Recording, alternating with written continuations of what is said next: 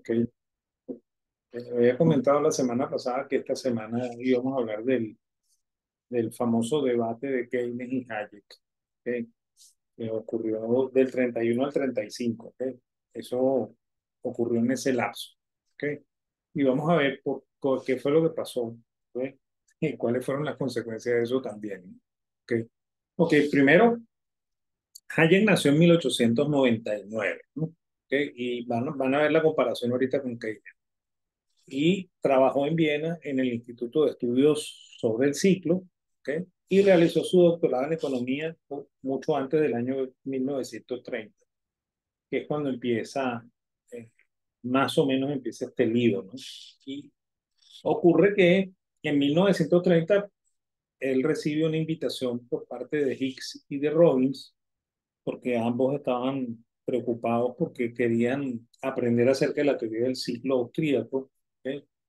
Eh, y bueno, y de hecho, los dos, Hicks y Robbins, habían pasado por el seminario de von Mises, porque una de las cosas que pasaba en, en los años 20 era que la gente iba, por ejemplo, a Alemania a estudiar el posgrado, que era lo habitual en esa época. Los economistas, muchos iban a estudiar posgrado en, en Alemania con la escuela histórica, aunque hoy en día parece una tontería, pero eso era lo que hacían, ¿no? Y de hecho los economistas norteamericanos, casi todos en esta época, o sea, desde finales del siglo XIX hasta principios del siglo XX, hacían su posgrado en Alemania con los historicistas y después regresaban a las universidades norteamericanas, ¿no? Entonces, bueno, tanto Hicks como Robin habían pasado una temporada en Alemania. Y bueno, y de regreso normalmente había la costumbre de que se pasaba por Viena y se presenciaba una, dos o tres sesiones del seminario de Fomise, que como comentamos hace una semana, ese seminario se hacía cada 15 días, ¿no? Entonces, bueno, iban al seminario y bueno, por supuesto conocían a Mises y conocían a la gente que formaba parte del seminario. Y entonces, bueno, ahí Hicks y Robbins conocen a, a, a Hayek y bueno, y ellos le cursan una invitación para que vaya a la London School of Economics porque ellos están interesados en averiguar cómo es que es la teoría del ciclo austríaca. Y de hecho, los primeros libros de Hicks tratan sobre el ciclo desde un enfoque austríaco, ¿ok? Y bueno, y casi al final de la vida Hicks vuelve otra vez con el tema de la economía austríaca. Lo que pasa es que él fue uno de los que contribuyó a que esto llegara a las consecuencias que llegó. Eso lo vamos a decir al final, ¿ok? Entonces, bueno, él, fundamentalmente lo que hace Hayek es que él va a refugiarse en Londres, ¿ok? Porque ya ellos están casi seguros de que Hitler va a tomar el poder en Alemania y que uno de los objetivos de Hitler es anexarse a Austria, como efectivamente lo hace. Entonces, bueno, Mises le sugiere a Hayek, bueno, vete y quédate por allá. ¿Ok? Es más, yo te doy cartas de recomendación para que te quedes por allá y no vuelvas, porque esto va a ser un desastre, ¿no? Y bueno, y el mismo Mises también se va a ir a Suiza, ¿ok? a, a trabajar, que va a ser la única vez que lo van a contratar como profesor de planta y le van a pagar sueldo como profesor allí en la Universidad de, de Ginebra. Entonces, bueno, él, una de las cosas que hace Hayek al llegar es que él llega haciendo su explicación sobre el ciclo, hace unas conferencias, cinco conferencias. Esas cinco conferencias salen publicadas en un libro que se llama Precios y Producción, que yo se los mandé la semana pasada. Se llama así Price and Production, del año 1931, que quizás es uno de los libros más famosos de Hayek, ¿ok? Es más, del Hayek previo al Hayek que vamos a ver en la clase de la semana de arriba, que es el Hayek de la teoría del conocimiento, ¿no? Entonces, bueno, él definitivamente se queda en Londres, ¿ok? Y va a abrir un seminario para admitir alumnos para el doctorado y va a tener una cantidad inmensa de alumnos en el doctorado, entre ellos un keynesiano muy famoso que se llama George Shackle, ¿ok? Y entre ellas también otro chico que es alemán, ¿ok? Que se llama Ludwig Lachmann, que Lachmann tiene una cosa muy particular. Lachmann había hecho el doctorado ya en Alemania, él se graduó de doctor eh, con, con Sombart, con Werner Sombart, que es el último historicista, en teoría, ¿no? Entonces, él, sin embargo, él como es judío también, ¿sí? Hayek no es judío, Hayek es católico, pero Lachmann es judío igual que Mises. Entonces, él se va para Londres huyendo de la locura alemana, ¿sí?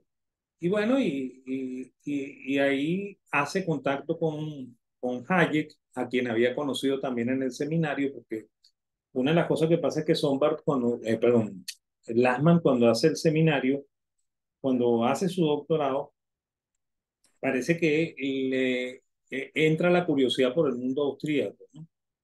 Y de hecho él va a ir al seminario de von Mises también, ya una vez graduado de doctor, parece que le interesa mucho eso y bueno, y cuando él se entera de que Hayek está en Londres, se acerca donde Hayek y le hace amistad con él, ¿sí? Y bueno, y él es uno de los alumnos que va a admitir Hayek en el seminario porque a él no le aceptaron los papeles del doctorado que hizo en Berlín, Sombart. O sea, no, los británicos no están muy contentos con el título de Lachmann, entonces le exigen que tiene que hacer un segundo doctorado en Inglaterra. Bueno, él va a inscribirse en el seminario de, de, de Hayek con la intención de hacer su doctorado, ¿ok? Su segundo doctorado con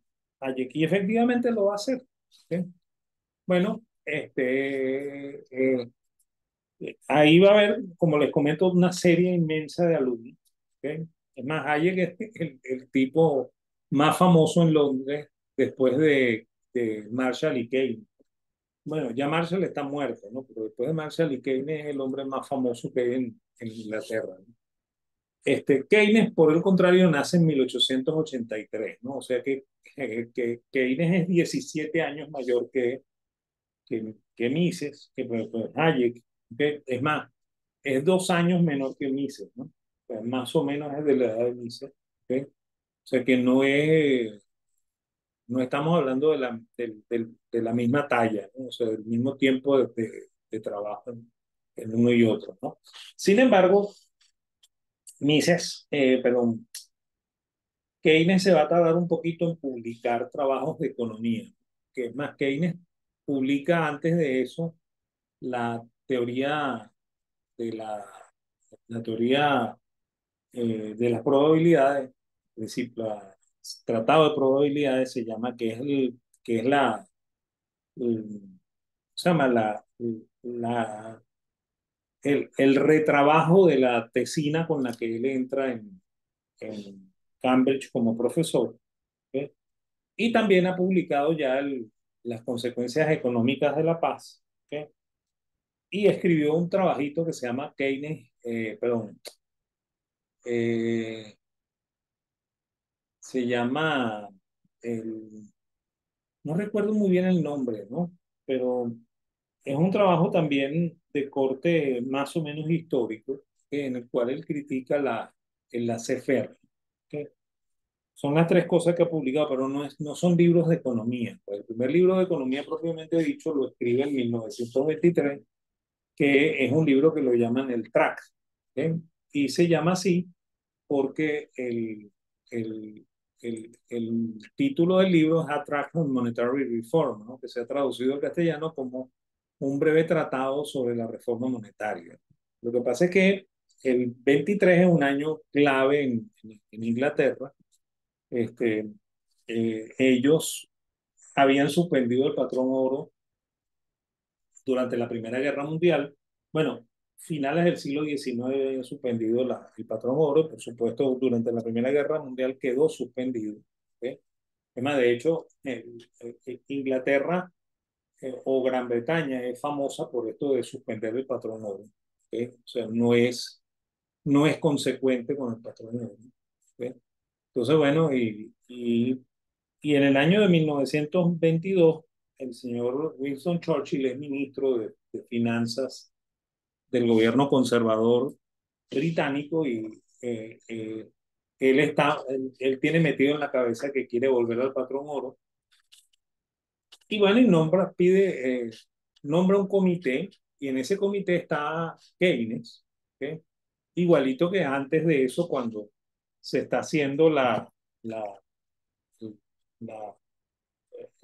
las conferencias de Versalles para el Tratado de Versalles, también a Keynes lo llaman para que sea miembro de ese comité. Y bueno, igualito que en el caso del comité de Versalles, Keynes renuncia y después escribe el, las consecuencias económicas de la paz. ¿Okay? Y ahora Keynes en el año 22 renuncia a ser parte de esta comisión, ¿okay? De este comité, y va a escribir un libro contra lo que está diciendo el comité.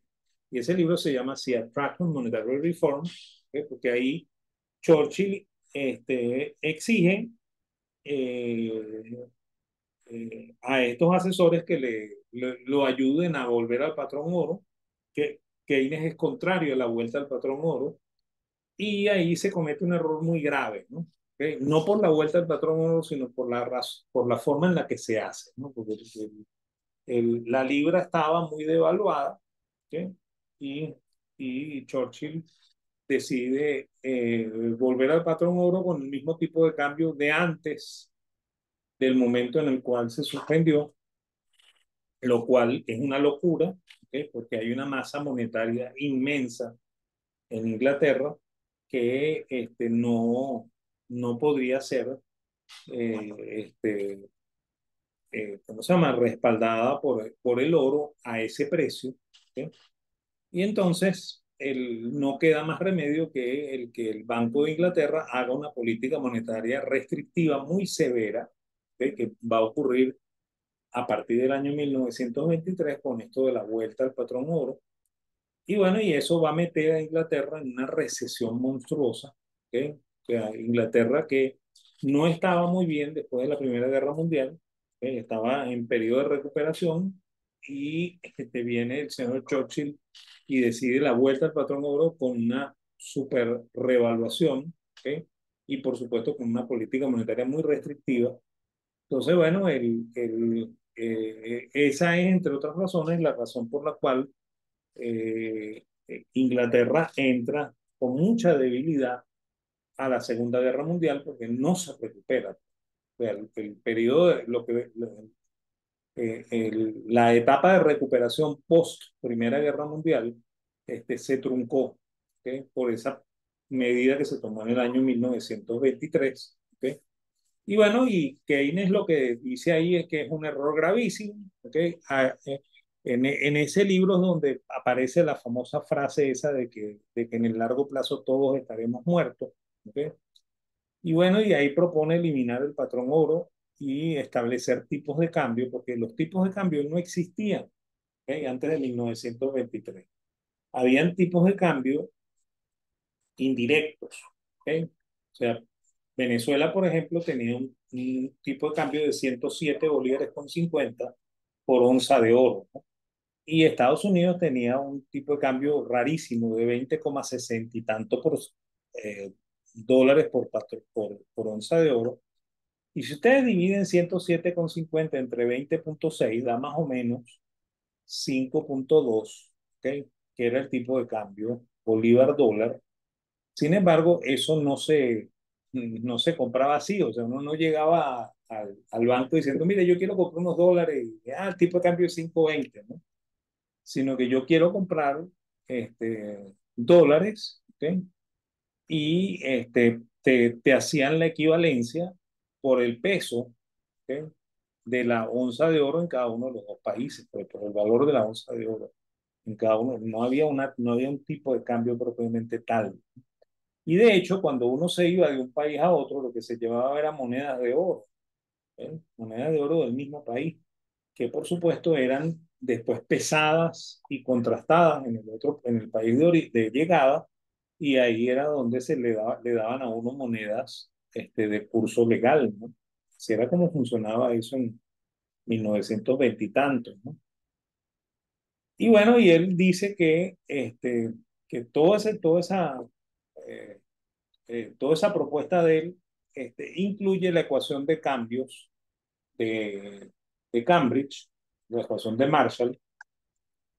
Y él dice una cosa bien curiosa, ¿no? Porque Marshall dijo que la velocidad de circulación era constante, ¿eh? Que es la idea que tienen todos los neoclásicos, que la velocidad de circulación del dinero es constante.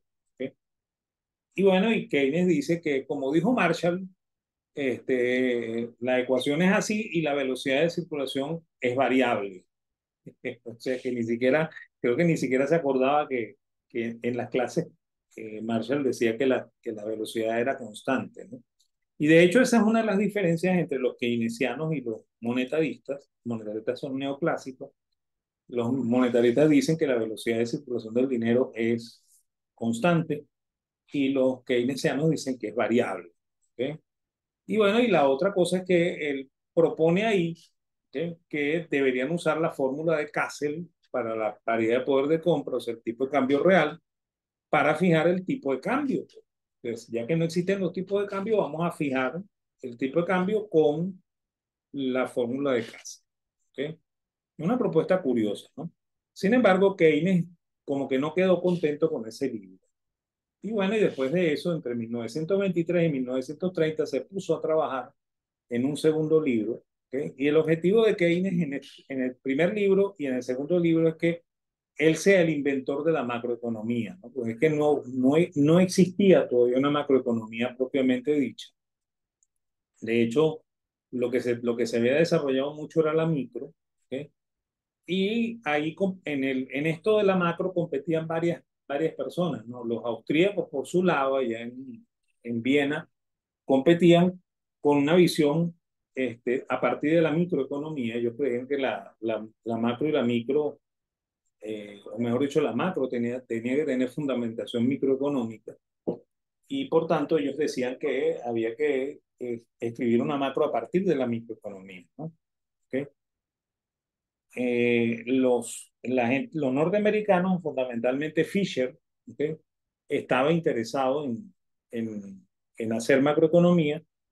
Y bueno, y los británicos, ¿ok? Con Marshall a la cabeza, estaban interesados también en eso, ¿ok? Lo que pasa es que Marshall ya estaba viejo y se murió, ¿ok? Y no pudo seguir en esa trama, ¿ok? Fisher intentó, ¿ok? Pero no llegó, ¿ok? Es más, Fisher se muere en el 47, el mismo año en el que se muere también Keynes, ¿ok? Pero Fisher jamás trabajó con agregados macroeconómicos. Es más, los agregados macroeconómicos no existían. Los agregados macroeconómicos nacen a partir del, del libro de Keynes del 36, y no porque Keynes los haya escrito, ¿no? Sino porque para tratar de explicar lo que Keynes escribió en el 36, hubo que hacer contabilidad social. Se tuvo que llegar hasta los agregados, ¿no? ¿Okay? O sea, que es una consecuencia del libro del 36, pero esto, eh, aquí no ha nacido todo el libro del 36. ¿Okay? Entonces, en 1930, Keynes publica el segundo libro que se llama Tratado del Dinero, ¿okay? Y ese libro se le llama en inglés el Treaty, ¿okay? Sí, el Treaty, ¿okay? Por eso que está el sobrenombre de allí, ¿okay? Eh, y bueno, y ahí mantiene en su teoría que se debe tener bancos centrales, es una de las propuestas del primero, ¿okay? Se debe tener tipos de cambio, ¿okay? Pero dice que la paridad de poder de compra no sirve, ¿eh? Que no se pongan a calcular eso, que eso no sirve. ¿Eh? Ojo que Keynes dice eso. ¿Eh? Además, dice que es una tontería estar calculando la paridad de poder de Cuba. ¿Ve? Y él propone que se haga la política monetaria activa usando una teoría de un profesor sueco que se llama Knut Wicksell. ¿Okay? Y bueno, este, y esa es la propuesta del segundo libro, ¿no? ¿Okay? Bueno, este, Hayek lo lee, ¿okay? Y encuentran un montón de errores, ¿no? ¿Okay? Entre ellos eso de la política monetaria activa y la tasa eh, natural de interés de Knut Wicksell. ¿Okay? Entonces Hayek escribe una reseña, ¿okay? eh, para que se la publiquen en la revista de Cambridge que dirige el mismo Keynes, ¿no? Y le manda esa reseña con una carta al señor Keynes diciéndole, mire Keynes, yo tengo aquí unos comentarios de su libro. Y bueno, y es más, conseguí más cosas, ¿no? Después que escribí esto, conseguí más cosas y tengo una segunda crítica que no la he terminado de escribir, pero se la voy a mandar también y espero que usted me la publique, ¿no? ¿Okay? Entonces, bueno, Keynes la recibe, ¿okay? Le agradece mucho el gesto a, a Hayek de haberse leído el libro, ¿okay? Y publica esa crítica en, en, en la revista que él mismo dirige, ¿no? ¿Okay? Pero en el número siguiente, ¿okay? Keynes contesta esa crítica con una crítica a precios y producción. ¿Okay? O sea, no responde la crítica, no dice, mire, yo no estoy equivocado por esto y por aquello, sino que, mire, yo recibí su crítica y ahora te tengo que decirle a usted que también usted está equivocado. Y empieza la pelea por ahí. ¿Okay? Entonces, bueno, Hayek responde la crítica de Keynes como tocaba, ¿okay? Le dice en qué es que no está equivocado él. ¿Okay? Y, y bueno, la cosa queda así. ¿Okay? Y entonces Keynes le escribe una carta a Hayek diciéndole, mire, en su crítica usted dice tal cosa, explíqueme eso. ¿Okay? Y entonces ahí empiezan a ver, ahí va a haber un diálogo entre los dos que no vamos a entender los mortales, sino mucho después, porque un historiador que se llama Bruce Caldwell, historiador económico, que es economista, es historiador, y que estudió con Hayek, ¿okay? Recopiló todas esas cartas y los publicó en un volumen de un libro que se llama Contra Keynes y Cambridge. ¿Okay? Y bueno, ahí fundamentalmente ahí hay todo un diálogo entre ellos dos, donde se nota que Keynes está tratando de aprender de Hayek lo que Hayek sabe. ¿Sí? Ojo que Hayek es el menor de la familia, ¿no? O sea, de los dos es el más jovencito y parece que Hayek es el que le está dando lecciones a Keynes. ¿Sí? Bueno, ¿qué es lo que dice la crítica del libro, ¿no? La crítica inicial con la que comienza todo este libro? Dice que Keynes interpretó mal a Wicksell. ¿Okay? Que Wicksell no dice lo que dice Keynes. Y no es la primera vez que Keynes hace esto. ¿Okay? Resulta que Keynes dice que la tasa natural de interés, que es una tasa que se puede calcular, ¿okay? Se debería usar para hacer política monetaria y eso lo hizo Wicksell. Le hace a Wicksell. ¿Okay? Y resulta que Wicksell no estaba traducido al inglés, estaba en alemán, ¿no? Wicksell escribía en sueco y él mismo traducía al alemán y se publicaba en alemán, ¿no? Porque no todos los alemanes hablan sueco. ¿Okay? Es más, Wicksell era un economista sueco que fue contemporáneo también de Kassel, el de la paridad de poder de compra, pero eran enemigos acérrimos, ¿no? El uno odiaba al otro. Y hay una cosa extraña en la historia del pensamiento económico. Siempre cuando hablan de ellos dos y de Gunnar Myrdal, que vamos a hablar de él después al final dicen que los tres son miembros de la escuela sueca, o la escuela de Estocolmo, ¿no? Pero resulta que Kassel tuvo muy poca relación con Myrdal, ¿okay? Y Kassel odiaba a, a, a Wicksell. Entonces yo no entiendo cómo es eso de una escuela en la que dos personas se odian, ¿no? Ok, no entiendo eso, pero bueno, ok. Así escriben los libros de historia del pensamiento. Ok. Entonces, bueno, cuando uno lee el libro de Wixel que se llama La tasa de interés y el nivel general de precios, ¿ok? En alemán se llama Die Gelsen und gute Preis, ¿ok? Así se llama el libro. ¿Ok? Ahí dice la tasa natural de interés, ¿ok? Es una tasa, eh, es la tasa a la que ocurrirían los préstamos si no existiera el dinero. ¿Ok? Entonces, explíquenme ustedes cómo se calcula eso. ¿Ok? O sea, así es la expresión, ¿no? La tasa de interés, la tasa natural de interés es aquella tasa a la cual se darían los préstamos si no existiera dinero. ¿Ok? Entonces, bueno, obviamente, Bixel dice que es una tasa subjetiva, ¿no? Por lo cual no puede ser calculada, ¿no? ¿Ok? Entonces, bueno, lo que le dice ahí que Hayek a Keynes, mire, usted entendió mal la Bixel, Bixel no dice eso. ¿Ok? Además de eso, usted propone política monetaria activa, ¿eh? Y la política monetaria activa es más dañina que beneficiosa, ¿no? Acuérdense de lo que vimos la semana pasada del ahorro forzoso. El ahorro forzoso es la política monetaria activa, ¿no? Entonces, él dice, eso es un error gravísimo. O sea, usted quiere solucionar la recesión causando más recesión.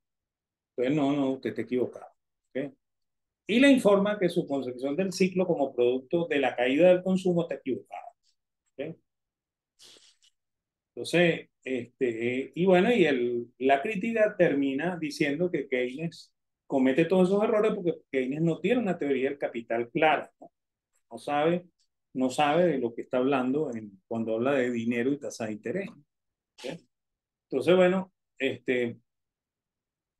esa es la crítica que Hayek nunca, perdón, que Keynes nunca contesta. ¿Okay? Nunca la contesta. Es más, lo cómico aquí es que Keynes va a tomar como perita de boxeo a, a, a este Pigou, ¿okay? Por mucho tiempo. Y cada vez que Keynes le dice algo a Pigou, Pigou le responde, yo conozco un profesor de Cambridge que le criticaron su libro y la única respuesta que él consiguió fue criticar el libro del criticante. ¿Okay? Eso era lo que le decía Pigou a Keynes para quitárselo de encima. ¿Eh? Así como para decirle, bueno, este, vamos a ver quién critica más. ¿Eh? Entonces, bueno, eso es lo que pasa allí. Ahora, ¿qué pasa con las cartas? ¿No? En las cartas hay todo un tratado de economía monetaria, ¿no? Porque Keynes le va preguntando cosas a Hayek y Hayek trata de resolver sus dudas sobre teoría. ¿Okay? Y Hayek insiste mucho en que la visión de Keynes de la política monetaria como estabilizadora es contraria a la realidad, ¿no? Que si uno hace política monetaria, en realidad lo que hace es desequilibrar más el sistema, eso nunca es equilibrante. ¿Okay? Y al final, ¿okay? Después de esa larga cadena de cartas, algunas son cortas, otras son más largas, ¿okay? Y todas tienen muchísimo material para estudiar teoría monetaria. ¿Sí? Este, Al final hay una carta por parte de Hayek en la que él le envía la segunda crítica del libro, ¿no? Donde le dice, mire, ya yo terminé de leerme otra vez el libro, aquí está su segunda crítica que le dije que yo la quería publicar, se la envío para que la publique. Y entonces Keynes le responde de una manera muy política, ¿no? Le dice, mire, cuando usted quiera publicar, mándeme las cosas que yo se las publico, no se preocupe. ¿Eh? Y esto lo voy a publicar. ¿Eh? Pero yo tengo que decirle de una vez que ya yo no pienso así. ¿Eh? Yo estoy pensando de una manera distinta y estoy escribiendo un libro nuevo, entonces está anticipando que le está escribiendo la teoría general. ¿Eh? Y bueno, cuando termine ese libro, ¿eh? Eh, yo, yo Ya usted sabrá lo que yo estoy de verdad pensando. ¿Ok? Entonces, bueno, el, a la pregunta de Alex, yo tengo que decir, bueno, de repente no nos hubiera quedado a nosotros la, ¿cómo se llama? La constatación de cómo fue que pasó este lío, ¿no? ¿Ok? O sea, de repente si esto hubiese sido por WhatsApp, los dos borran su WhatsApp y se acabó. ¿Ok? Si hubiese sido correo electrónico, tal vez los dos borran su correo electrónico y hasta ahí llegó el, el, el, el comentario, pero es bien interesante leerse las cartas que salen publicadas en el trabajo de, de Caldwell. ¿Ok?